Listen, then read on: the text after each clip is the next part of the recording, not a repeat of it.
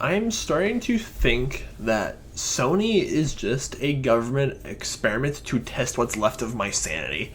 Because not only do they give us this, and not only did they almost eliminate Spider-Man from the MCU over the summer, thank God Devin Disney made a deal to bring him back, but today they screwed over my local movie theater. I don't know if it was the case with all movie theaters that do Discount Tuesdays, but for the one I went to, I went in and the guy at the ticket booth was like, oh yeah, the company that made this movie doesn't allow Discount Tuesday.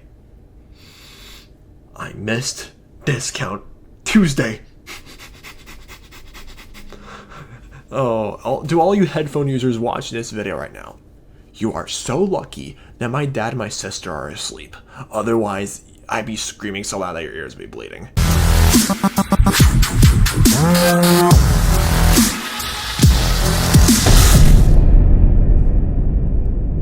Good evening, Sky Children. It is TVB, and I'm here today to review the reboot / sequel / whatever this film is to the Charlie's Angels films, which is based on a TV show of the same name, directed by Elizabeth Banks and starring Naomi Scott, Ella Balasky, hope I'm pronouncing her name right, and Kristen Stewart, and some other people like Patrick Stewart and Sam Claflin, as Naomi Scott plays an engineer / inventor who creates this hacking device that falls into the wrong hands of villains, and thus she joins the Charlie's Angels and works with Kristen Stewart and Ella Balasky in this film and joins the Charlie's Angels, and they become spies and secret agents, and they have to save the world.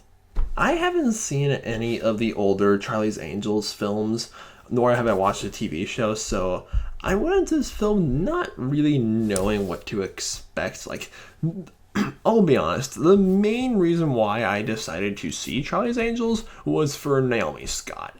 I like her a lot. That rhymed, I'm a poet and I didn't know it, but she was the Pink Ranger in the Power Rangers movie that came out 2 years ago, and she was great in that, and she was Jasmine in the recent Aladdin remake, which I refuse to watch. But you know what?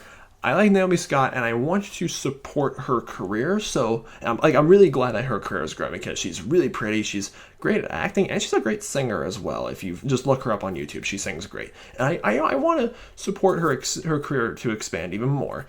And initially, I was totally opposed to the idea of seeing this film because Kristen Stewart is in this, and I refuse to watch anything with Kristen Stewart after, her ruining, my teenage years with Bella Swan in Twilight. But you know what?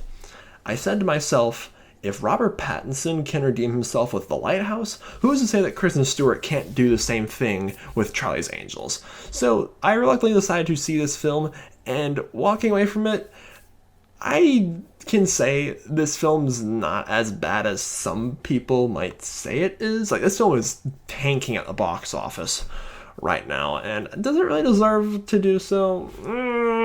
It's hard to say. The three main leads, they work well together. Has Kristen Stewart's performance improved since Twilight? Yes. She tries a lot more in this film than the other performances I've seen from her. She's not boring and wooden anymore. If anything, she's kind of the opposite in Charlie's Angels. Now she's a little too over the top in some scenes and gets kind of annoying, to be frank with you. Her character even says that at one point in the film.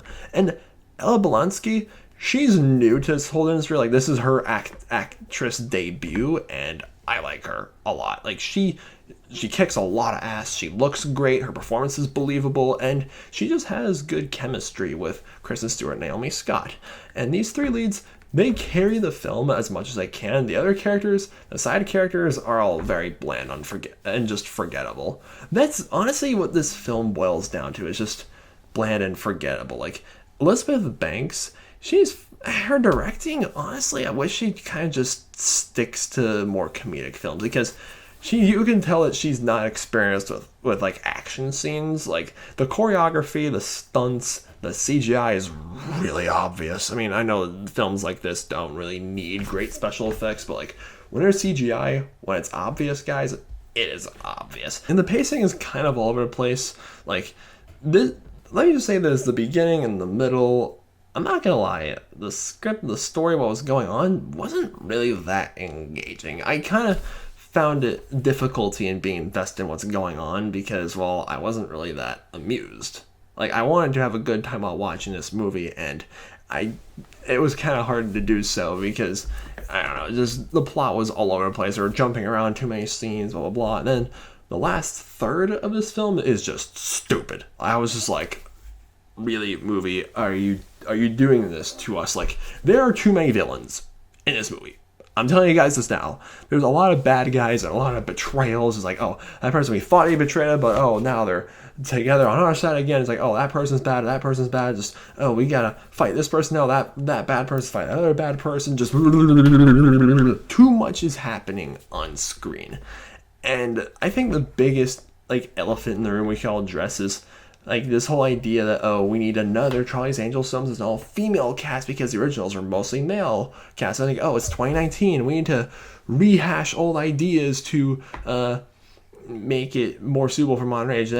So you have the libs who are all just like, we need to just, like, repaint everything with women and people of color because, oh, this whole industry is dumb. Like, how dare all these movies be run by white straight men in this day and age? And yet you have all these conservatives being like, oh my gosh, this is just SJW cringe trash, like, blah, blah, blah, blah.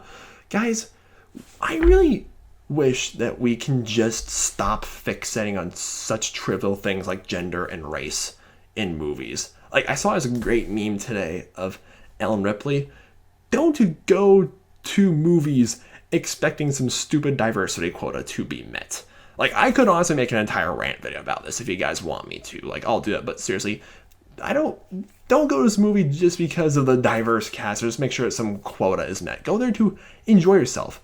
Try to find an investing story, good characters, good humor, or good comedy or drama or good action scenes. Go to the movie to be amazed by its special effects or to just escape from reality. That's why we go to movies. Not to just be swamped by even more politics. Sorry about the mini rant. I think this video is going on for a little too long, guys. And yeah, if you guys want me to make a full in-depth rant on how, like, identity politics is ruining Hollywood, like, I can do that for you guys if you want me to. But anyway, Charlie's Angels, overall, it's not a terrible movie by any means. It's just, it's mediocre, like, at best. I'm going for a 4 out of 10 stars. It's a forgettable film. I'm going to start wearing this shirt a lot more on Mondays and Tuesdays during the fall. This is like a very fall-ish shirt. The colors, I see people wearing this all the time. That's why I finally picked up myself. So, I don't know. It's just random remarks, all right? Thank you guys a lot for watching. Have you seen Charlie's Angels? Tell me, what did you think about this film? I want to hear your opinions on this. Let me know in the comments down below, please. If you're new to this channel, please subscribe. My name is TVB9, and I'll see you all later. Peace.